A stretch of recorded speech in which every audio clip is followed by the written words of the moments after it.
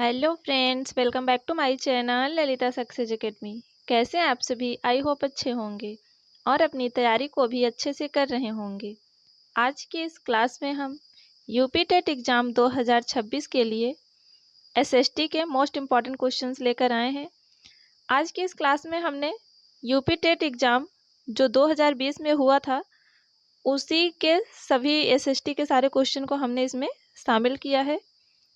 तो आप देखिएगा कि 2020 में एसएसटी के कैसे क्वेश्चन पूछे गए थे। तो आप वीडियो में अंत तक बने रहिएगा। चलिए आज की इस क्लास की शुरुआत करते हैं। हमारा पहला प्रश्न है, अधोलिखित में से किस लेखक की पुस्तक से कश्मीर के 12वीं शताब्दी ईस्वी के इतिहास का विवरण प्राप्त होता है? जलहड़, कालिदास, कलहड़ या फिर बिलहड़?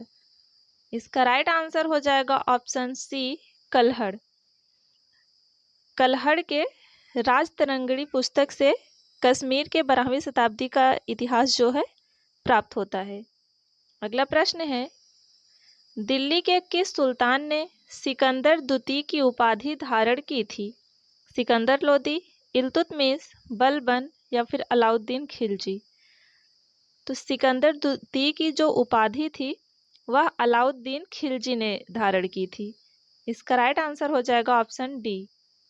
अगला प्रश्न है, निम्नलिखित में से किसे मदर ऑफ इंडियन रिवॉल्यूशन कहा जाता है? ऑप्शन है एनी बेसेंट, प्रीतिलता वाडेकर, कल्पना दत्त या फिर मैडम भीखाजी कामा?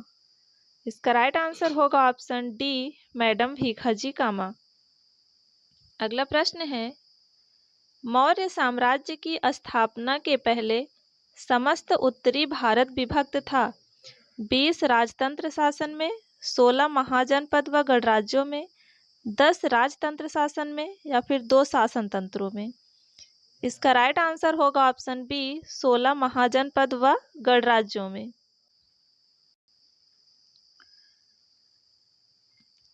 हमारा अगला प्रश्न है, आराम बाग अधोलिखित किस मुगल बादशाह ने बनवाया था? जहांगीर, बाबर, हुमायूं या फिर अकबर? इसका राइट आंसर होगा ऑप्शन बी, बाबर। आराम बाग जो है यह मुगल बादशाह बाबर के द्वारा बनवाया गया था। और यह जो आराम बाग है यह कहाँ पर है? तो यह आगरा में है और इसे 1528 में बनवाया गया था। अगला प्रश्न है, 1916 में भारत में होम रूल आंदोलन की शुरुआत किसने की थी? गोपाल कृष्ण गोखले, महात्मा गांधी, बाल गंगाधर तिलक या फिर लाला लाजपत राय? तो होम रूल आंदोलन की जो शुरुआत है वह 1916 में बाल गंगाधर तिलक ने शुरू की थी। इसका राइट आंसर हो जाएगा ऑप्शन सी। पृथ्वी के बाह्य परत को कहते हैं क्रस्ट, स्थल मंडल, जल मंडल या फिर क्षोभ मंडल? इसका राइट आंसर होगा ऑप्शन ए, क्रस्ट। अगला प्रश्न है, निम्नलिखित में से कौन सा परिवहन का सबसे सस्ता साधन है? सड़क परिवहन, वायु परिवहन, जल परिवहन या फिर रेल परिवहन? तो जो सबसे सस्ता साधन होता है वह जल परिवहन होता है। इसका राइट आंसर होगा ऑप्शन सी। अगला प्रश्न है, गोदावरी नदी निकलती है अमरकंटक से, महाबलेश्वर से, नासिक से या फिर बैतूल से? तो गोदावरी जो नदी जो है यह नासिक से निकलती है। इसका राइट आंसर हो जाएगा ऑप्शन सी। अगला प्रश्न है, सुएज नहर जोड़ती है भूमध्य सागर को लाल सागर से, भूमध्य सागर को अरब सागर से, भूमध्य सागर को अटलांटिक महासागर से या फिर लाल सागर को अरब सागर से? तो जो सुएज नहर है यह भूमध्य सागर को लाल सागर से जोड़ती है। इसका राइट आंसर हो जाएगा ऑप्शन ए। अगला प्रश्न है, मेघालय का पठार विस्तार है प्रायद्वीपीय पठार, तिब्बत का पठार, हिमालय या फिर अरावली? इसका राइट आंसर होगा ऑप्शन ए, प्रायद्वीपीय पठार। अगला प्रश्न है, निम्नलिखित में से कौन सा अपर्दन अभिकर्ता बालूका स्तूपों के निर्माण के लिए उत्तरदायी है? पवन, नदी, हिम नदी या फिर भूमिगत जल? इसका राइट आंसर होगा ऑप्शन ए, पवन। अगला प्रश्न है, हमारे संविधान में मूल कर्तव्य कब लाया गया था? 1979 में, 1976 में, 1977 में या फिर 1978 में? इसका राइट आंसर हो जाएगा ऑप्शन बी, 1976 में। जो मूल कर्तव्य है यह 1976 में सरदार स्वर्ण सिंह समिति की सिफारिश पर लाया गया था। इसे 42वें संविधान संशोधन 1976 के द्वारा भाग 4 का और अनुच्छेद 51 का में शामिल किया गया है। अगला प्रश्न है, सुदर्शन झील का निर्माण किस शासक के काल में हुआ? अशोक, चंद्रगुप्त मौर्य, समुद्रगुप्त या फिर बिंदुसार? सुदर्शन झील का निर्माण जो है यह चंद्रगुप्त मौर्य के शासनकाल में हुआ था। इसका राइट आंसर होगा ऑप्शन बी। अगला प्रश्न है, पुष्यभूति राजवंश की वंशावली अधोलिखित किस राजा के नाम से प्रारंभ होती है? प्रभाकर वर्धन, आदित्यवर्धन, नरवर्धन या राज्यवर्धन? इसका राइट आंसर होगा ऑप्शन सी, नरवर्धन।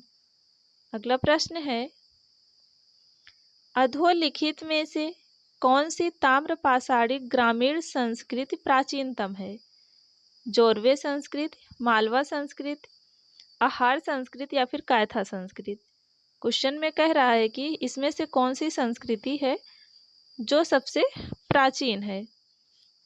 इसका राइट आंसर हो जाएगा ऑप्शन सी, आहार संस्कृति।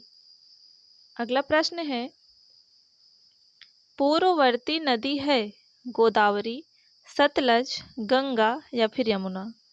इसका राइट आंसर होगा ऑप्शन बी, सतलज। अगला प्रश्न है, निम्नलिखित में से कौन सी गर्म धारा है?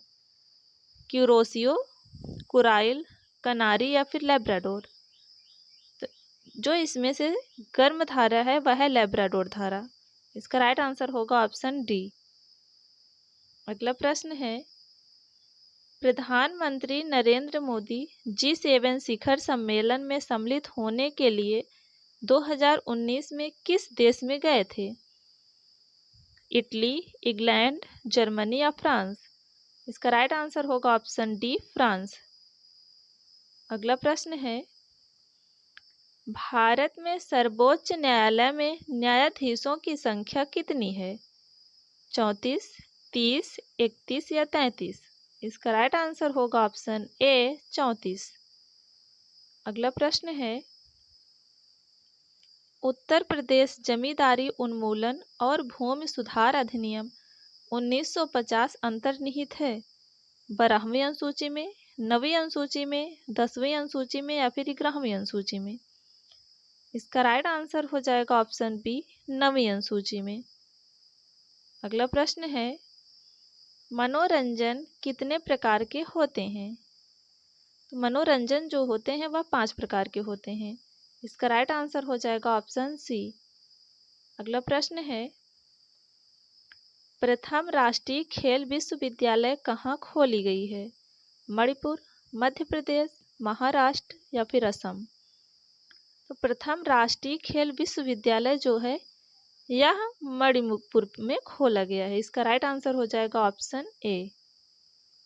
अगला प्रश्न है, निम्न में से किस राज्य को सोयाबीन राज्य कहा जाता है? आंध्र प्रदेश, महाराष्ट्र, राजस्थान या मध्य प्रदेश? इसका राइट आंसर हो जाएगा ऑप्शन डी, मध्य प्रदेश।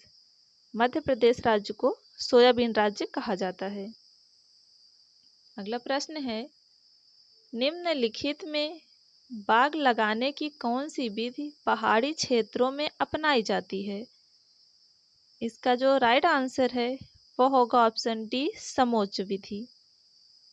अगला प्रश्न है, निम्नलिखित विधियों में से भोजन पकाने की सर्वोत्तम विधि क्या है?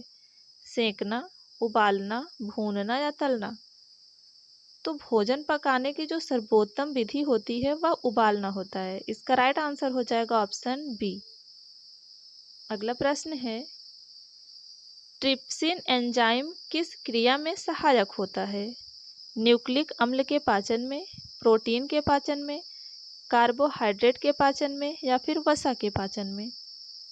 इसका राइट आंसर होगा ऑप्शन बी, प्रोटीन के पाचन में। अगला प्रश्न है, सर्वप्रथम पंचायती राज का गठन किस वर्ष हुआ? 1987 में, 1972 में, 1968 में या फिर 1959 में?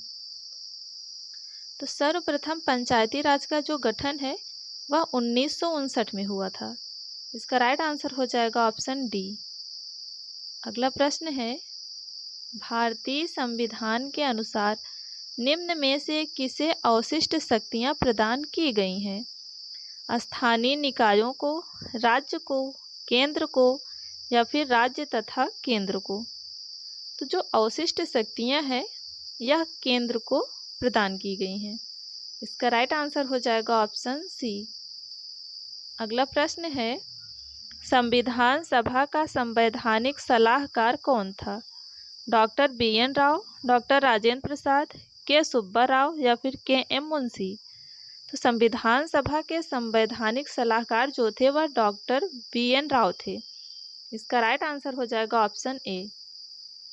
तो दोस्तों, आज की इस क्लास में हमने एसएसटी के 30 क्वेश्चन शामिल किए थे जो कि 2020 के पेपर में पूछे गए थे।